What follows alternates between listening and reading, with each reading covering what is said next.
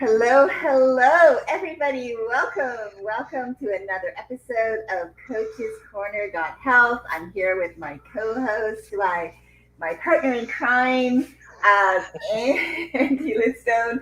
Hello, everyone. My name is Leslie Gannett. I help my clients, mission-driven female professionals who are successful in their current corporate job, to gracefully navigate their transition from full-time corporate employee to whether it's entrepreneurship or pursuing their passion project. And I help them by doing that through developing an unstoppable mindset, learning how to manage their emotions more effectively so they can design a life they love living. Andy. Yeah, beautiful. I love that. Um, I I'm Andy. I'm Andy Lidstone. I'm the unconditional coach, and I help people keep their relationships together. That's the short and sweet of it.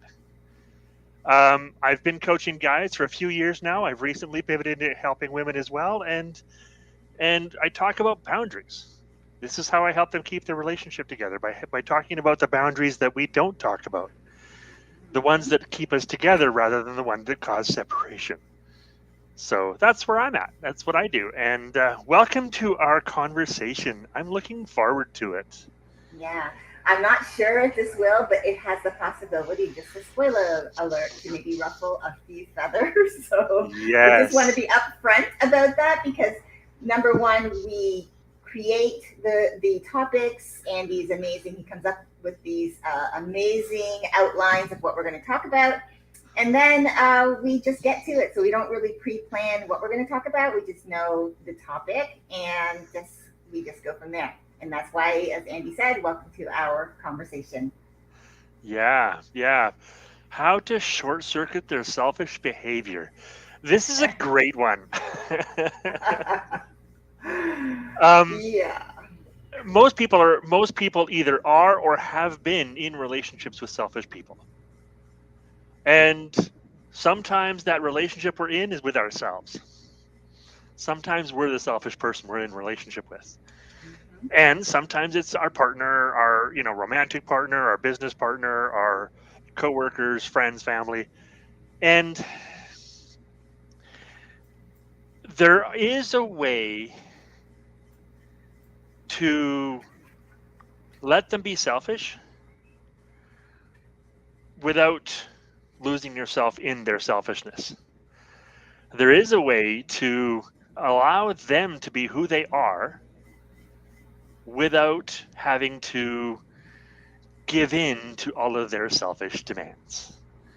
This is the secret sauce nobody knows about. Mhm. Um, First of all, let's talk about being selfish. Yeah. What's it like to be selfish? Well, I Mhm. can tell you what it's like to be selfish. I'm greedy. I want all the money. I want all the stuff. I want all the people. But I don't want them all to myself. But I do want them. At the same time, I'm also a very giving person. But we have talked for many times on this channel about how giving we are and what we do to be giving. I want to take this opportunity to tell you how selfish I am sometimes. A lot of the time. Um, Somebody messages me 6, 7, 8 o'clock in the morning. You sometimes message me at what is 6 o'clock in the morning for me, or even 5 o'clock sometimes if you're up early enough. Mhm. And I'm usually awake and see those messages. And I don't typically answer them right away because I'm selfish. And by selfish, I mean I don't want to give that time to someone else. Mhm. I want to reserve that time for what I had pre planned on doing with that time, whether that be sleeping, whether that be playing games or watching movies, or whether that be, just getting ready for bed, or maybe just getting up in the morning, whatever the case may be. I want to reserve that time for me because I'm selfish with that time.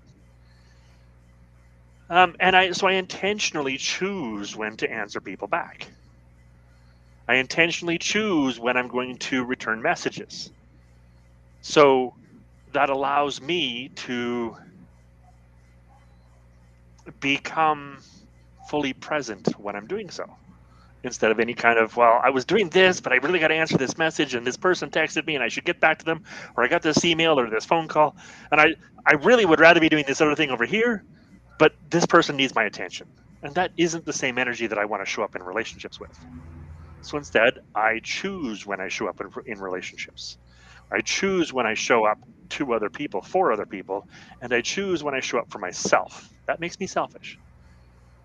And by this definition, I am selfishly choosing what I use my time for so that I can get what I want out of all of that time, including what I want out of relationships, what I want out of my partnerships and my collaborations and my friendships, because I want to show up to those too so I can get what I need and I can give what they're asking for, which this is the result. This is the positive result you can get from being selfish. It's not all bad if you do it carefully, if you do it intentionally, and if you do so on purpose.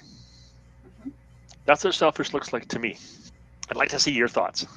Yeah, and I don't actually think I would use the word selfish because, and the reason why I say that is because I'm agreeing with you when it comes to how we use the time that we put aside for ourselves to what I call filling your cup. I truly Yes. believe that that time is extremely important. And a lot of people use the words of them, they feel like they're being selfish when they take that time. And what ends up happening is if you don't do this for yourself, I just truly believe this. It's just come from personal experience. When I'm not doing that, I get very resentful, and Yes. it's not as giving as I am usually. And usually the person who feels the most of that resentment, where I'm not in that great space, is my husband because he's the closest person to me. So Yeah. I truly believe, like, even though I message you, like you were saying, I message you, honestly, because I'm in this personal development space, I understand I'm not expecting an answer right away. I just Right. am not, because I know that I'm on a different time zone than you are, for number one. Right. And I know that it's not an urgent request. It's a, Right. here's something, here's a question, and you can answer it, Yeah. and when you are ready to. And I don't think that, because that's an expectation, that if I'm expecting you to answer right away. Now, as Right. far as like the selfish piece, what I found before I became really self-aware that this time for me is important, I was selfish because to me, truly, I really was selfish because it was all about me.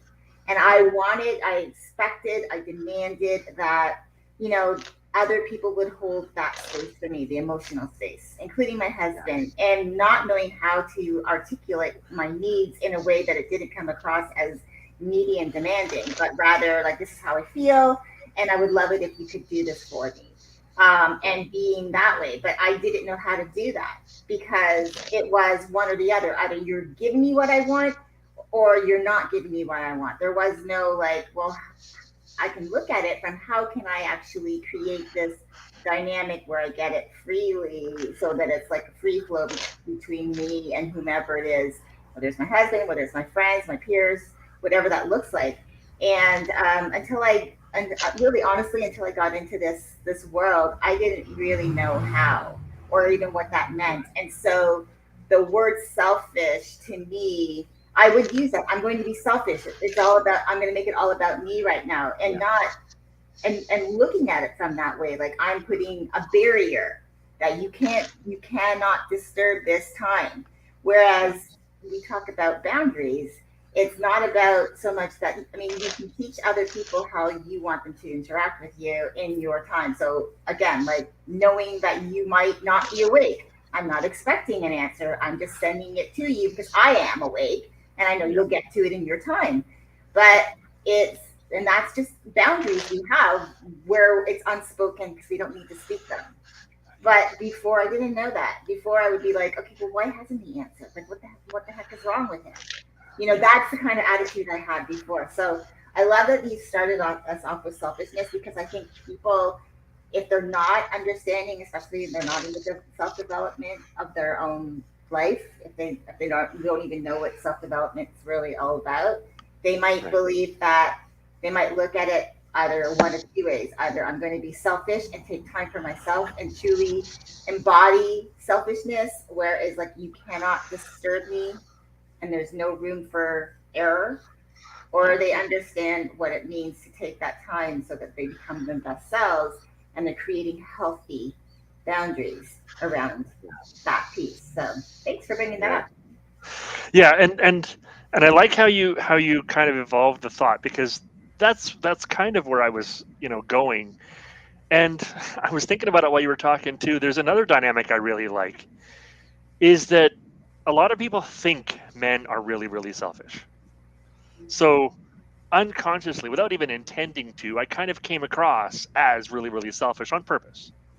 What I was saying I do with my time, it's not actually technically selfish or what we would call selfish in the personal development world, but but it is a version of looking after self, which Mm-hmm. is the clinical definition of selfishness, right? Mm-hmm. Um, and so a lot of people think guys are selfish, and therefore I kind of presented that subconsciously. I didn't do so on purpose, but I kind of presented that image, and then you came across with what the public perception of female selfishness is. Well, I'm not really selfish. I just kind of take care of myself, and which is exactly what I do. Just I speak it differently than you do, which is Which is magical. perfect, perfect, and that helps to evolve the conversation into the next step. But first, let's stick with that for a second because you're right. What I do isn't actually selfish in the technical term. In what in the perception definition, I take care of myself so that I can then show up for other people and for myself and give us all the best service I have. Same as you do.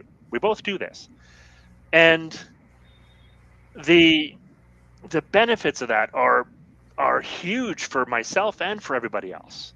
So I'm being both selfish and giving at the same time, and so are you. Both selfish and generous at the same time.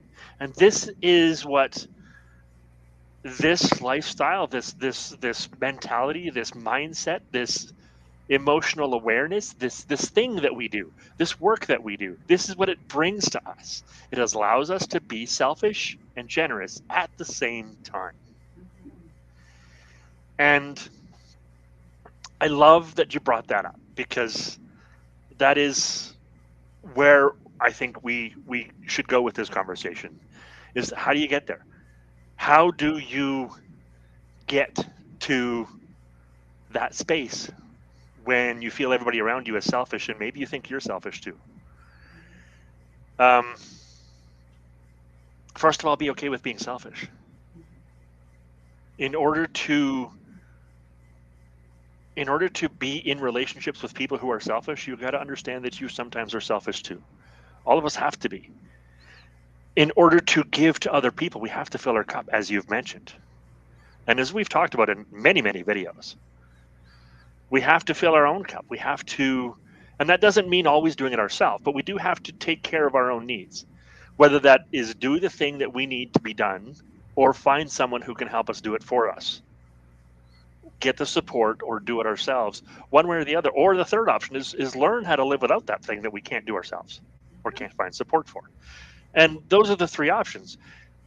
And that's where this conversation evolves into how the hell do we do that? Do you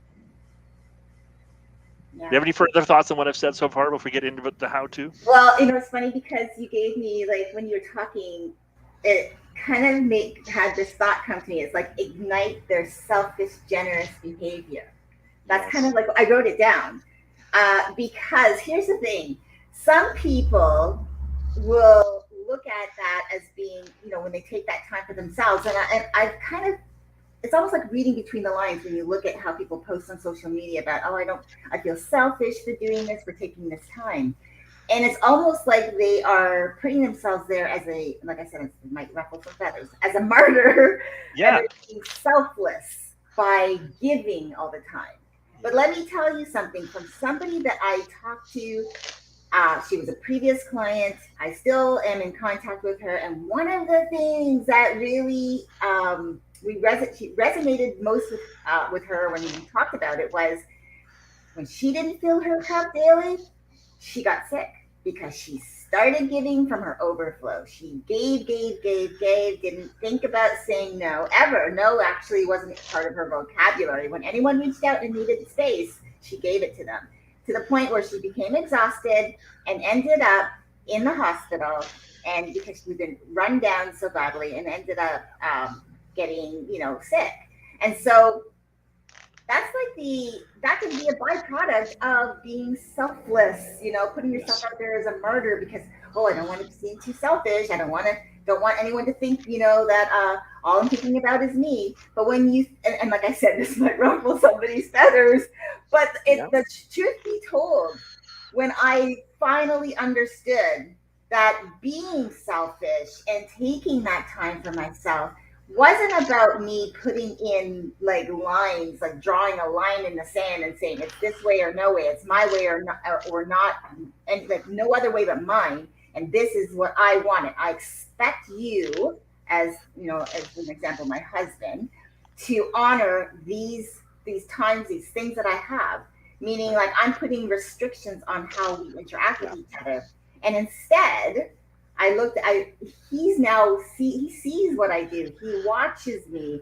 He understands. When I've had conversations, say, hey, this is like my YouTube time. I'm going to be doing this coaching time, and he's like, yeah, great. When I'm doing my meditation, he might come into the room, but he doesn't. If he sees that I'm meditating, there's no like interrupting me or tapping me on the shoulder to bring because he's learned that this is something that I'm doing for myself. So he honors me that way.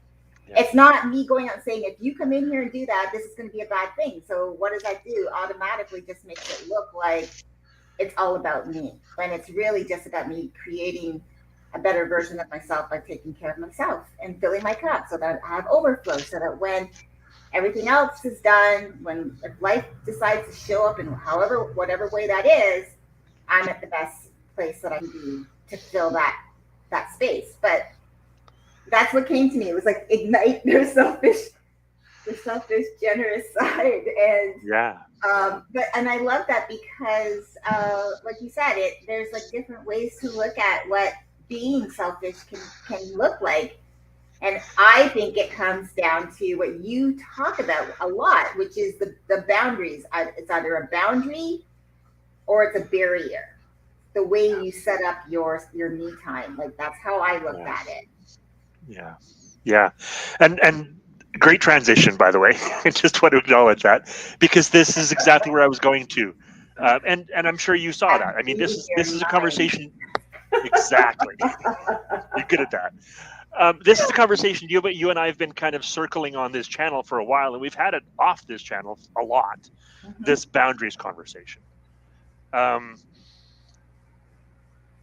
when we are around selfish people, or when we're being selfish ourselves, in both cases, how we can manage that is, well, we have two options. We can either set up a bunch of what people currently understand as boundaries, what I call barriers. What people understand as boundaries is I will not let you do this to me. I will not let you intrude upon my time. I will not let you X, Y, or Z. Those are what most people call boundaries. And it's reasonable they call them that because quite honestly there's been a number of experts in the field who've taught boundaries that way. And they're not wrong. We do need those sometimes. There are plenty of examples of things we just need to prevent from happening. Axe murderers coming into my house, that sort of stuff. I don't want salespeople just walking into my house and trying to demonstrate something. Right? I don't want my buddy coming over to my house when I'm trying to make love to my wife. Right? There are boundaries that we do need to, in that sense. We do need to put some things in place. And if we stop there, all we end up doing is creating a bunch of gaps, a bunch of broken relationships. All we end up doing is separating ourselves from other people a lot, to the point where I know a very large number of people that don't want other people in their lives. And that's sad to me. You and I have this goal of wanting to keep families together. Well, how can we do that when everybody's teaching them to separate? Right? So the second step, what I call actually boundaries, is much softer. We allow people to cross them. They are able to be crossed. And instead of telling people, you can't have this, or I won't let you do this, we simply show them how we prefer to be treated. And we can show them with words. I mean, some people do understand better with words, and some people understand better with actions. So we can do it with actions too. To use your example, when we're on a video together and your husband wants to come in and say something to you, you don't have to lock the door and prevent him from coming in and have a security guard standing there. No, you can't come in here. Instead, you can simply close the door so that he knows that you're currently occupied, but not lock it. If he comes in, he does come in. He can come in. Mhm. The door's not locked. And when he does, you simply have a set of actions you can choose from. Right? You can choose to do whatever actions you think are appropriate, and it's good to pre-choose 2 or 3 of those. Mhm. And when he doesn't, and you've gone through an entire video and he hasn't walked in the door, there is a set of 2 or 3 actions you can choose there too. Like going out and give him a kiss and a hug, or whatever the case may be, just some sort of acknowledgement that he honored your boundary. This is how we teach people how we want to prefer to be treated, and we create connections because now we're giving them choices. We have choices. So by creating boundaries the way I teach them, we're offering people, the people we want in our lives, options. And we're giving ourselves options at the same time. We're creating options on both sides. And this is how we can be both selfish and generous. Because selfishly, we're giving ourselves options, and generously, we're giving them options. And this is how unconditional boundaries, the way I teach them, create connections and how they can short circuit people's selfish behaviors. Mm. What's your I love thoughts? what you did that. I just love how you transition it, how we're selfishly giving ourselves options and generously giving them options. And I like that. Yeah. Because, and one of the things that came up to me as well is, like as you use my husband as the example, yes, he's come in often. He knows if I'm, because we live in a place where, well, it's not like he can't not come in sometimes. There's things that he needs, and I completely understand that. So there's no restriction to that. It's life, and I wouldn't have it any other way. Right. And also, too, I think part of it is expressing what's happening. Like he might understand that I do this on Fridays, this time, but Mm-hmm. it's not. I'm not expecting him to put it down on his day calendar to see. Oh, Leslie's got this, and this. No, that's not his Right. responsibility. It's mine. Right. So I'll just remind him, hey, I'm going to be going live at 1 o'clock. So just so I'll be on my YouTube, or I'm doing a coaching session with someone, or whatever that looks like.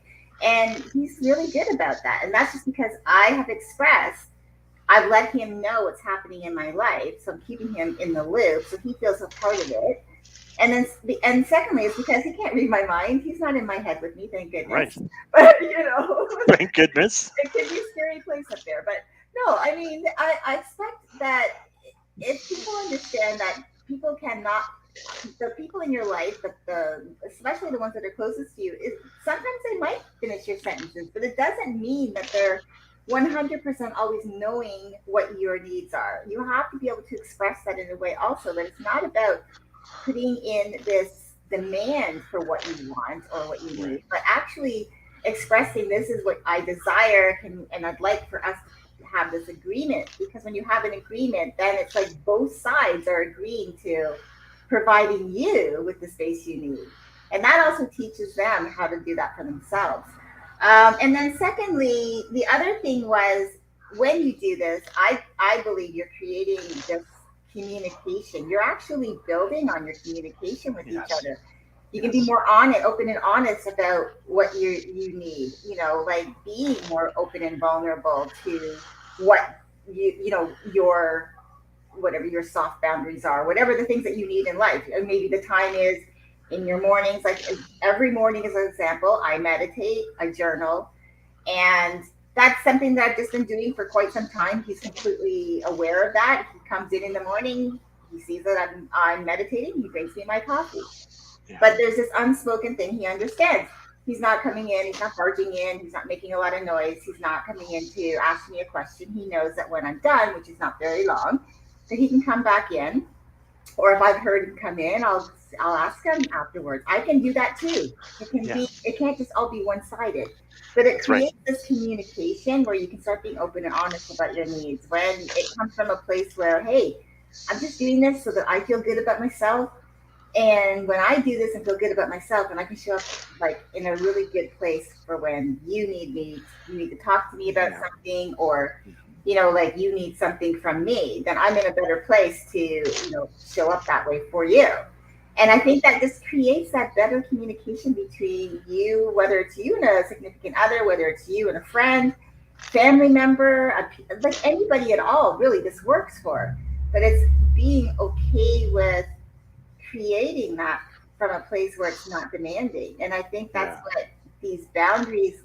I love the how you've really like broken it down, that it's the traditional boundaries that most people are creating is not, they don't understand that traditionally it doesn't really you're breaking it down to show that when you have a hard boundary, it's really more of a barrier than it is a Yeah. boundary. Whereas you have like these where you have a healthy boundary, where you just have a boundary in place.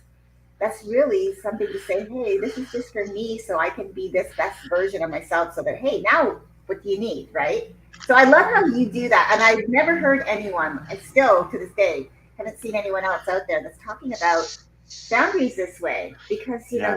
they really are. Again, we can just say soft and hard boundaries, but the hard boundaries are really barriers, and that's really Yeah. the gist of it. But I think most people put all boundaries in the same bucket. Yeah. Yeah. And that's exactly it. And most people don't understand that there is a way to create connection. Hmm. There is a way to get what we want and become closer to those in our life. Most people believe that in order to get what I want, I have to prevent them from getting what they want. Like you've said at the start of the conversation, if there's a competition. Either I get what I want or you get what you want. It's it's it's a concept we've lost. We don't understand. I don't know if we ever had it. Maybe we did. I don't remember. But we've lost this concept that we can both get what we want. There is a way. And this is what short-circuiting selfishness looks like. If if I can if I can give you a way to get what you want and get what I want in the same tool, in the same decisions, why wouldn't we both want that? Right?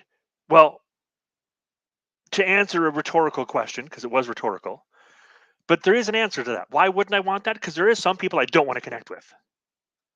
There are people that I'd rather just not connect with. So why wouldn't I want that? Those are what I want boundaries for. And maybe there are people I do want to connect with, but not in that way. I don't want my buddies walking in when I'm making love to my wife. I don't want to connect with them in that way. Right? So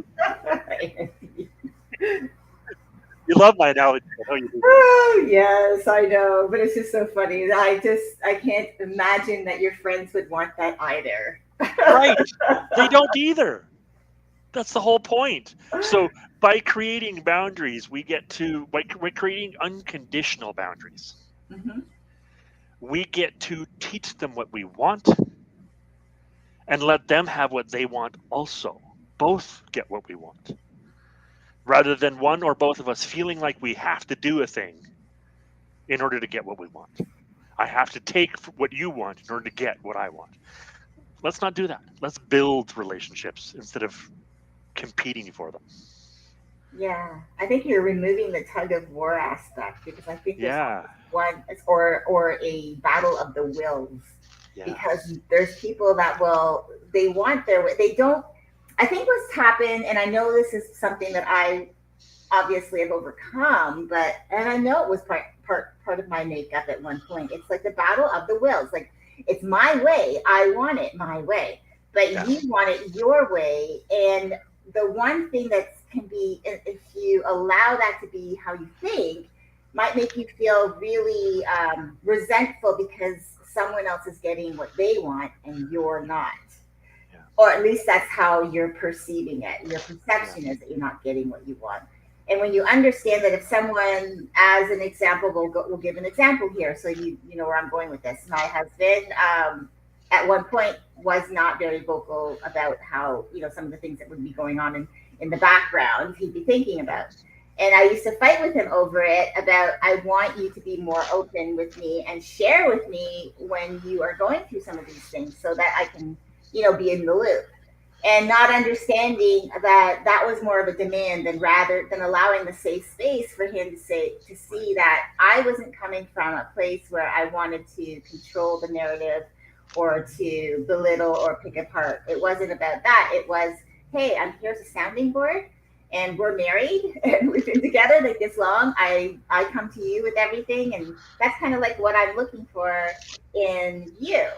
And so just having these conversations over and over again. But I also understood that when I stepped back from that and gave him the space and told him, if you can't talk to me, I get it. No problem, because I'm close. I'm the closest to you. So maybe you don't feel comfortable enough to discuss it with me right now, because maybe at this moment you're thinking that I'm going to have a rebuttal that might not sound the way you want. So, but I'm okay with you talking to somebody else. I just want you to talk to someone, because I wanted him to have that ability to get it off his chest with somebody who could actually answer back. And so he started doing that with one of our neighbors who happened, he's not here now. He's now left Mexico, and he's in the Philippines, from what I understand. But it allowed him to, like, oh, okay, so you're not demanding that I have to. And so now I understand that I have this time that I use to create this space for myself where I think about it. And I can now bring you these pieces. And he's getting more comfortable coming to me and talking to me about things. Right. And I think that was because I gave him something that he probably wasn't expecting, which was understanding that if Yeah. you needed to take it elsewhere to feel safe, that I was okay with that. And that gave him that level of trust. Oh, I can bring it to you because you're Yeah. not judging me for being here. And so I think that was part of like what you were saying in the introduction of the video, in the about section, where it allows for vulnerability to show that you trust him and to show him that you are Yeah. trustworthy. And I think in that instance, that's why I was bringing it home to that, is how my interactions, my communication, my openness, and allowing for this unconditional, boundary, kind of, really. I was putting a boundary as well in place that was like, hey, you can have this. Go ahead, you do this your way, but know that I'm here. But I also put a boundary in place that was, if I find that he's in this space that does not want to share, that I'm not going to have myself sucked into that, where Right. then now all I'm thinking about is like, what's he thinking about? Why is he? And Right. it's keeping me off track. I can just be okay, like, it's all right. He's managing, he's dealing. He'll come to me when he's ready, and I'm okay, and be able to do that. And it was not easy in the beginning. No. I had to talk this through many times. I mean, we talked about it several times, and I think that really over time it just allowed him to understand that he could trust me enough to come to me in those moments. And so that's what unconditional boundaries can do for you. But it's also I was showing him that his behavior may have seemed selfish to me, but I wasn't judging him. And I Right. think that's part of it. Yeah. So, yeah, to drop that into the exact equation as I teach it, you gave him choices and you gave yourself choices. Mhm. You gave him the choice to tell you, to talk to somebody else, or to keep him to himself. You gave yourself the choice to get in his business or stay in your own. You gave yourself the choice to worry about what he's thinking or to worry about your own life. You gave yourself those choices, and sometimes you choose to get in his business, and sometimes he chooses to keep it secret, and that's okay because that wasn't wrong and isn't wrong. It's what creates the choice. It's what creates the trust, because that's how you short circuit selfish behavior. It's okay to sometimes be selfish, and it's okay then to not be selfish sometimes. Mhm. And that's the point. That is how we create these unconditional boundaries. This is how we do it. So I love that you have like real life examples in your life, in your relationship with your husband. I'm not currently in a relationship, so I don't have very many of those examples. Most of my examples are with clients, and therefore a lot of that information is confidential. Um, so I like that we have those examples, because this is exactly how this works. You give him choices, he gives you, or you give yourself choices. As a result, you build trust, you build rapport, you build that love that after 26 years you still have with him. Mhm. I mean, that's a wonderful thing, isn't it? Mhm. I mean, yeah, Absolutely. that's what we're here for. Yeah, and I like to be that a real life example. I truly believe that if I'm going to put out there, especially my one of my goals is again keeping families together, then I have to be able to embody those qualities myself. You know, showing that this is how I'm doing it. It's not easy, you know. No. It can be ups and downs. Recognizing that there's going to be setbacks and being okay with it. But I've always been that person. I'm really kind of like, I think, you know, you hear the term ride or die. I think I've Yeah. always been that way in my relationships, with my romantic relationships. I've been a ride or die kind of girl, and so I don't like easily just give up. Right. And I think that now more so than ever, I'm very appreciative of that quality in myself, because it shows that I am willing to put in the work and do what's Yes. necessary, and really, because I do love my husband and I do love the life that we're creating together. But yes, it can be challenging. But I also want to be able to share that, because then our listeners, and our clients can have real life examples. You have someone, a real life example that you can say, you know, Yeah. I do know someone who has this, and I can share this real life example as we have this our channel and we have our talks, and so Yeah. that Yeah. really helps, I think, to just be able to share these experiences with our listeners, so that they can say, okay, yeah, so you do have these examples because you've lived them, Yeah. and that gives them, you know, a deeper connection even with us. So we're also Yeah. building that trust with you as well as our Yeah. audience, because As our audience. we want you to know that you know, we're not saying that we're the end all be all know it all, but we're showing you real life examples of our own experiences through life, and Yeah. that's what it is, right? That's what life Yeah. is: Yeah. examples of experiences. Yeah. And you might experience, you might even have a similar experience to my own, as far as you're a ride or die woman or a ride or die man in your relationships, Yeah. but how you experience your relationship in that mindset is going to be different from me, from someone else. And it's just then how you, especially if you can adopt in the self-development world, and how to like, and to, you know, use these boundaries that Andy's talking about. And definitely, I know we don't usually plug about it, but he's really good at what he does and that. So you definitely may want to check him out more. But yeah, I Thank definitely, you. yeah, because you have your Unconditional Boundaries podcast as well. And so, but yeah, definitely, this is something that I think is really important, is just to be an open book myself, because I feel like my experiences and talking about them also makes me stronger, Yeah. you Yeah. know? Yeah. They do. And that's what giving examples, telling stories, showing what our lives are actually like. My examples are with myself, in relationship with me. Your examples are in relationship with yourself and with your husband. So there's a dynamic there, right? And it allows us both to offer experiences to other people. And so I think that's part of what makes us a great team. I mean, there's many aspects of what makes us a great team, and that's one of them. So yeah, and as far as actually how to set boundaries, I'd like to get into that. Just give a brief rundown of the formula Before that I you do use. that, though, I just want Yeah, the listeners to understand something else. And Andy may sure. not be in a relationship as far as being married, but he has two children. So he Yes. understands the dynamic of family.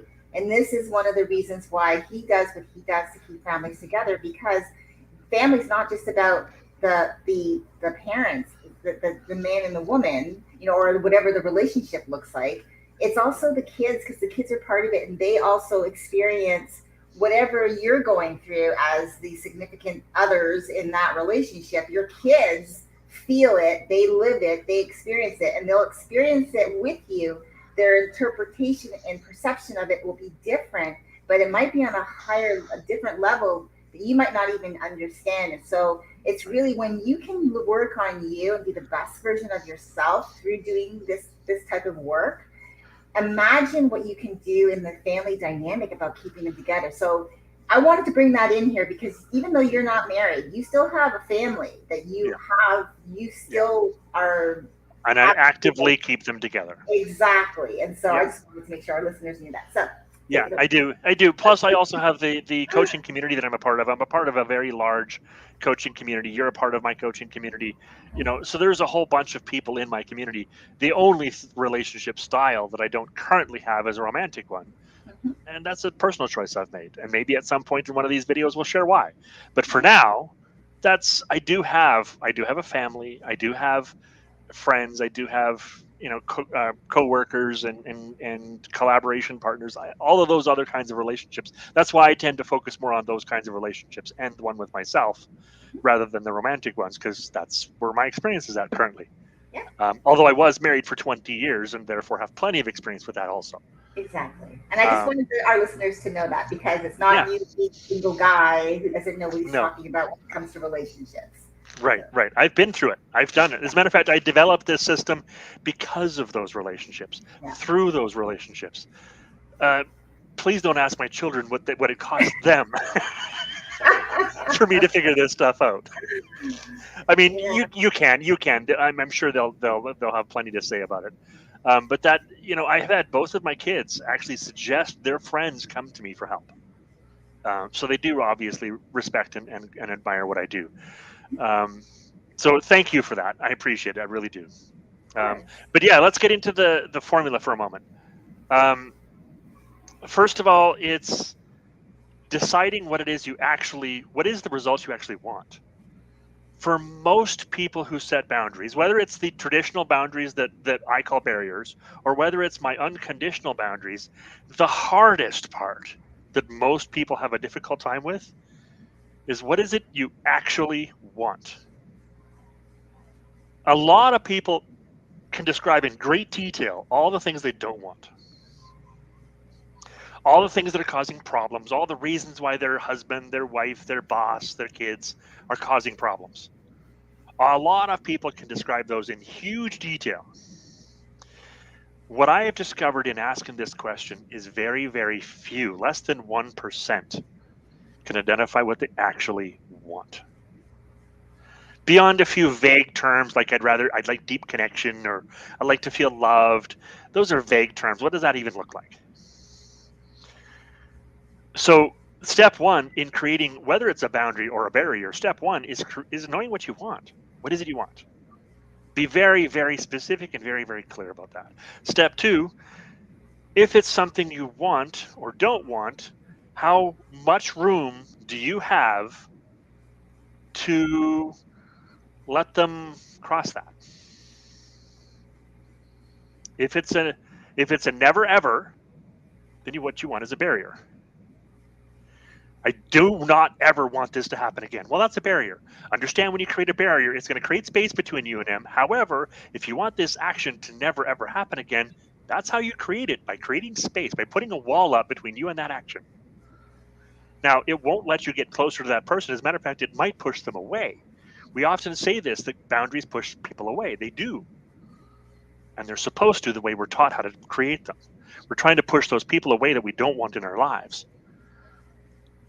And so, if it's one of those things that you really just can't have, are you willing to lose at least a portion, if not your whole relationship with this person, in order to not have it?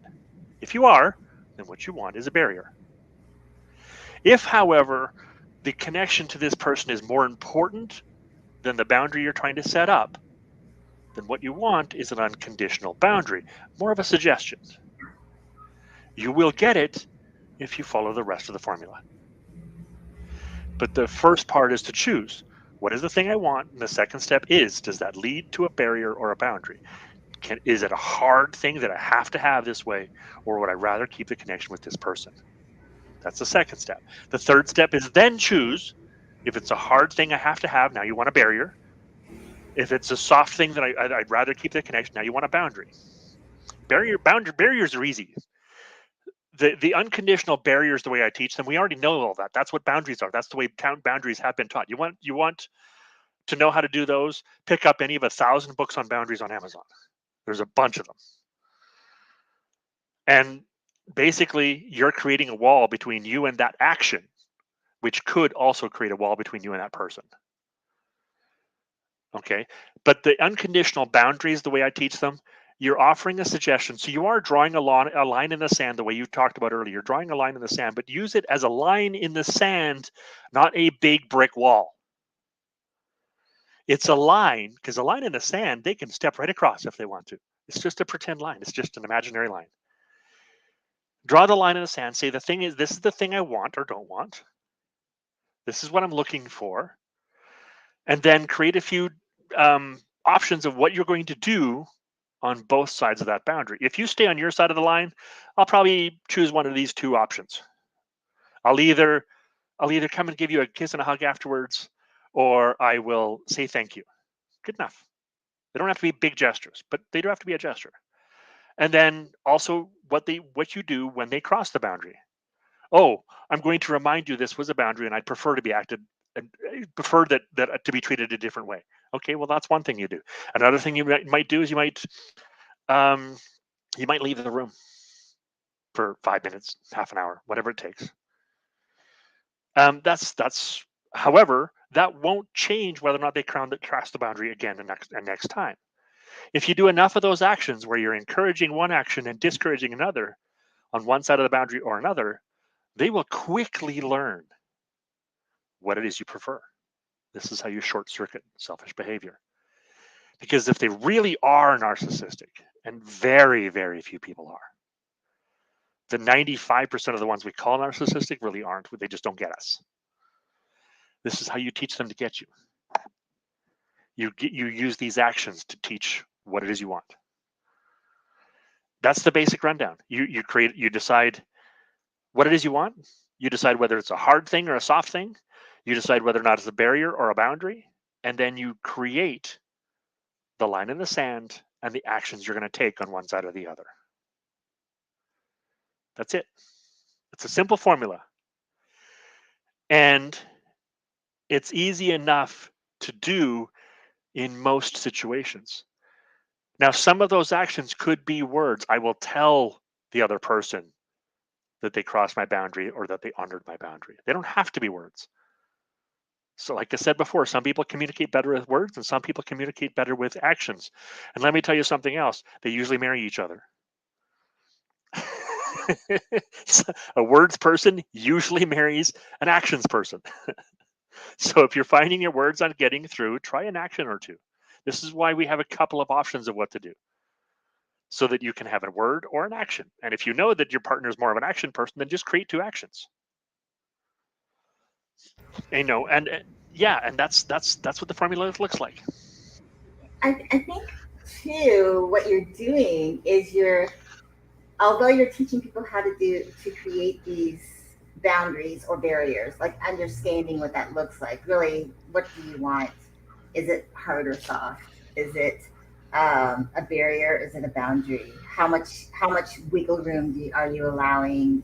And what are your actions you're going to take? I think what you're really doing, if I could even just suggest Yeah. this, is part of it is really a big part of it is the communication, learning how to speak the language.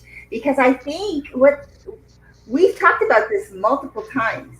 There is things that we're saying to one another. We're trying to get the same across to each other. It's just the choices of words or how we phrase that sentence, which is so different, which makes it sound different, which makes it sound like we're not speaking the same language.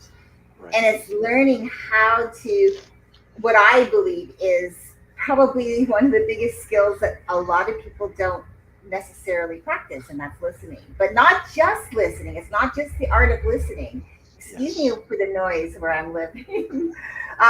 It's not just the art of listening, it's actually listening to really hear what's being said because sometimes, and I can just speak from my own experience with my husband over time, he's now understanding. And it's still a work in progress because he's a guy who's like, quick, quick, quick, right?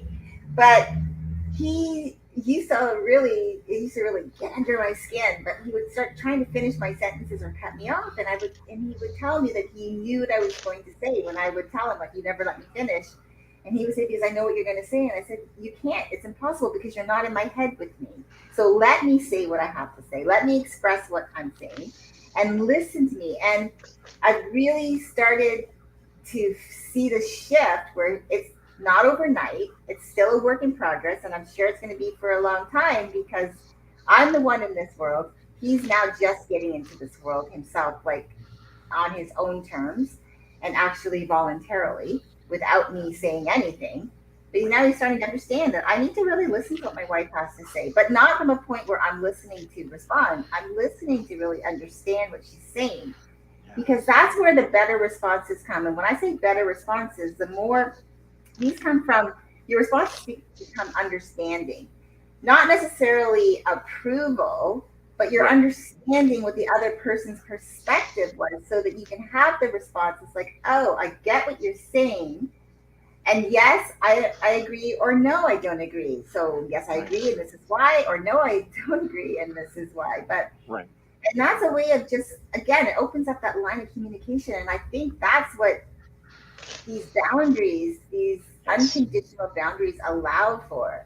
And when Yes. people, so when you say, what do you really want? When someone says, I want a deeper connection with my significant other, well, that deeper connection can be all about having these conversations where we get each other, where we listen to each other, where we have deep level conversations about life and where we want to go in life, that we want to grow old together. So that when we're sitting in our rocking chair at 80 years old and we're not doing much, but we're just rocking away and reminiscing on the old, the good old days.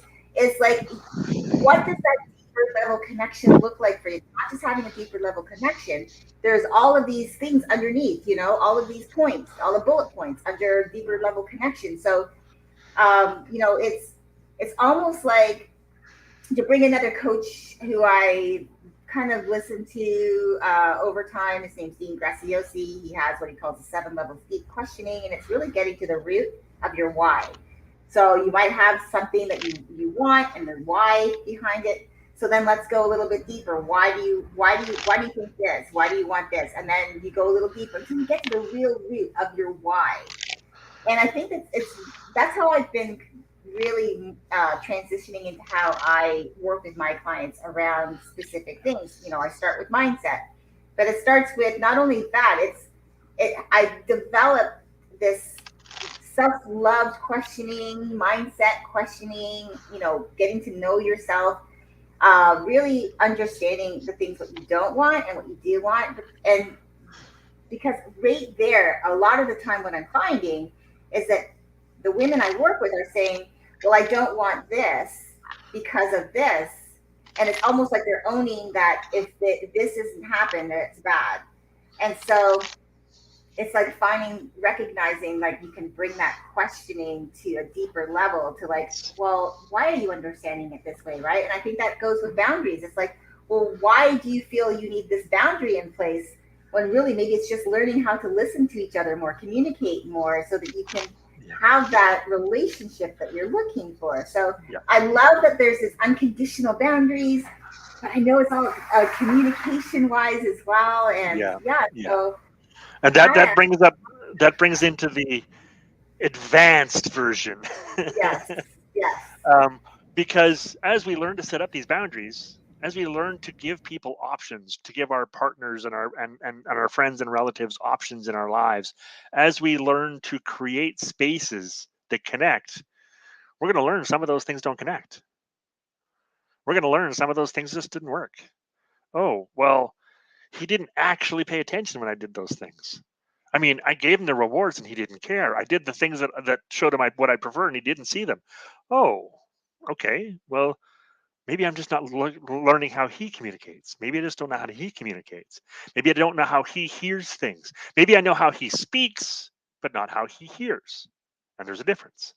So this is where the advanced stages come in. You just play with those options on both sides of the line until you get what you want. Until you either decide that this unconditional boundary has to become a barrier because I'm sick of it. I'm just done. This is over. Or you start to get what you want. And this is where the magic happens because this is where connection happens. This is where the advanced version, you play with those boundaries, you play with those options on both sides until you start getting what you want. That's what communication looks like because now you're hearing your partner in a way that probably nobody has ever heard them before, and not even with words. You're understanding their actions, their intentions. You're being able to act in integrity with their desires. And that's what creates connection. Not simply in integrity with your own desires, which is good. That's important. You need to stay in integrity in integrity with your own desires. But when you can be in integrity with your desires and your partner's desires, that's where the we come together as one comes from. This is where this all happens. Is now I'm in integrity with both, and I'm in integrity with the relationship. I'm in integrity with that one entity that we came together to create. And that's where true communication comes from, where love, that long lasting forever love, that's where it comes from. yeah. Oh my gosh, we could probably go on and on and on. This has like been a really great conversation, but we are at the top of the hour, We and I are. actually have a coaching call to go to. But I, this is exciting. Like this is something I think we could even revisit. There's been so many conversations this year already with these last 3 months that we can really dig Yeah, into even more. But I really sure we love will. the fact that you brought this up for this week's topic because I think a lot of people this will give them something to think about. Really to start looking at how they view, how they set their boundaries.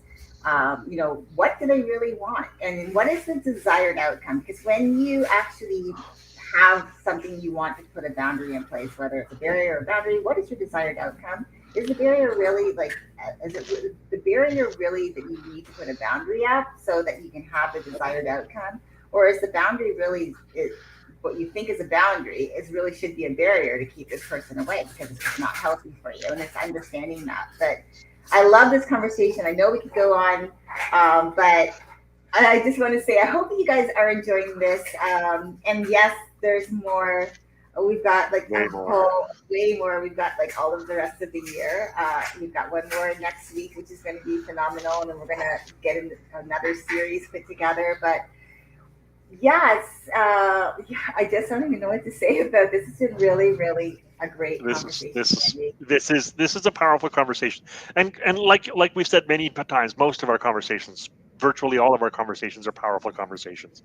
Yeah, They're important, yeah, and I'm glad that we created this together to bring these messages out to the world.